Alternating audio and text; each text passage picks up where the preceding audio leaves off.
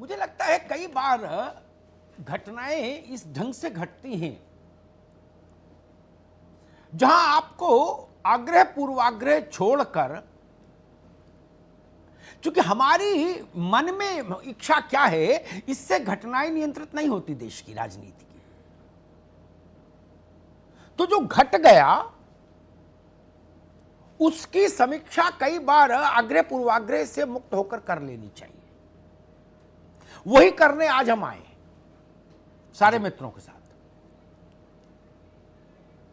Corona की विभीषिका 1908 के बाद, यानी उस समय का तो कोई आदमी अब होगा नहीं। 1908 के बाद इतनी बड़ी विभीषिका, इतनी बड़ी त्रासदी भारत की आंखों ने पहली बार देखी। इस इतनी बड़ी त्रासदी से जो लोग सर्वाधिक प्रभावित रहे, दो राज्य बीमारी के अलावा, उनमें उत्तर प्रदेश और बिहार था, जहां लाखों की संख्या में उनके प्रवासी मजदूर वापस लौटे। वो दृश्य भारत ने देखे, विश्व ने देखे, हजारों किलोमीटर पैदल चल के लोग गए। उस परिस्थिति में कोई सत्तारूढ़ दल जब चुनाव में जाता है तो सांस तो उसकी भी फूलती है। उसको भी लगता है कि राम राम जपो भैया, पता नहीं गाड़ी कहां डूब जाए नाव। और जब राज्य में 15 साल आप रह चुके हो, स्वाभाविक है तमाम किस्म की अलग अलग प्रकार की एंटी इनकम्बेंसीज होती हैं। और फिर आप वापसी कर लें और बीजेपी का स्ट्राइक रेट बिहार में इसलिए महत्वपूर्ण क्योंकि बिहार में बीजेपी के पास राज्य में कोई नीतीश कुमार या तेजस्वी यादव के समकक्ष का नेता नहीं जिसका चेहरा अक्रॉस द स्टेट इस्टेब्लिश्ड हो। यानी all credit goes to Narendra Modi prime minister. तो एक बात तो स्थापित हुई कि ट्विटर पर, एएनआई में, पार्लियामेंट में, अखबार में क्या राजनीतिक लोग कह रहे हैं वो बात अलग जी, लेकिन देश में नरेंद्र मोदी का ब्रांड अभी चल रहा है, चमक रहा है। इतनी बात हर किसी को स्वीकार करनी चाहिए, अगर वो अपनी पार्टी का भी भला चाहता है, विपक्षी भी। और जो थेथरई करे कि ना जी कुछ नहीं जी, ऐसा जी वैसा जी, उसको मेरी शुभकामनाएं। आप बीमारी ही नहीं समझेंगे तो आप उस मर्ज की दवा तो कभी नहीं खोज पाएंगे, ये जान लीजिए। मध्य प्रदेश में बहुत भीषण उपचुनाव था, आम चुनाव से ज्यादा महत्वपूर्ण उपचुनाव था मध्य प्रदेश में। कांग्रेस की क्या स्थिति हुई? उसकी 28 सीटें थी, 8 उसके पास आई, सब कुछ गवा दिया। शिवराज सिंह मजबूत हुए, गुजरात में रूपाणी मजबूत हुए, उत्तर प्रदेश में योगी आदित्यनाथ मजबूत हुए बाय इलेक्शंस में। ये सब कोरोना के बाद की घटनाएं हैं।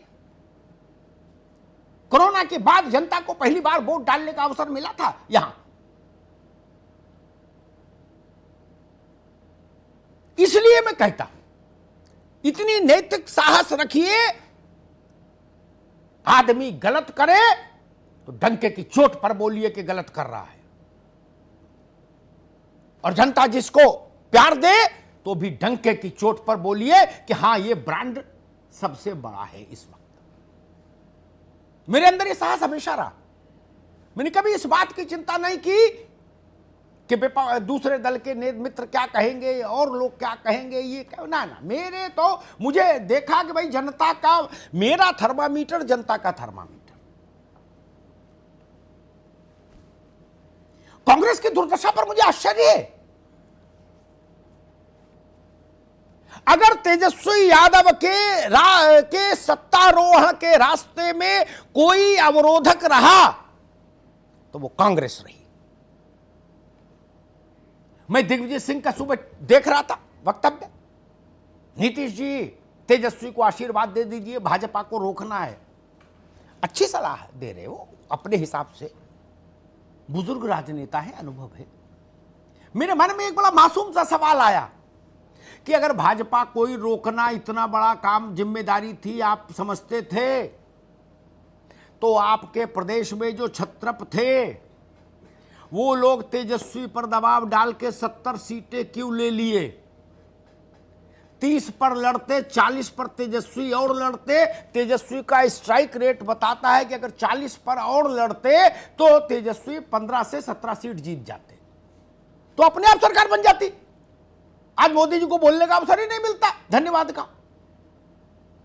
तब तो आप 70 के लिए अड़ गए, बाद में उम्मीदवार नहीं मिले और जीते कितने? 19। आपसे ज्यादा अच्छा तो वहां वामपंथी दलों ने कर दिया। चिंतन करना चाहिए, समाजवादी पार्टी को भी चिंतन करना होगा। 22 में 22 किल उत्तर प्रदेश के 22 उपचुनाव बताते हैं। और ये ना कहिएगा कि उपचुनाव का कोई मतलब नहीं होता। भाई साहब, हमने सर्दी गर्मी दोनों देखी है अपने जीवन काल में। अभी ये उपचुनाव आप जीत जाते तो आप कहते हैं यही उपचुनाव का सारा मतलब है। और बसपा का तो बंटे ढार हो गया। पता नहीं हाथी कहां गया, किस नैनो साइज में कन्वर्ट हो गया हाथी। उसके साइज पर अब समस्या आ रही है। इसलिए मुझे लगा कि इस पर एक बार चर्चा होनी चाहिए।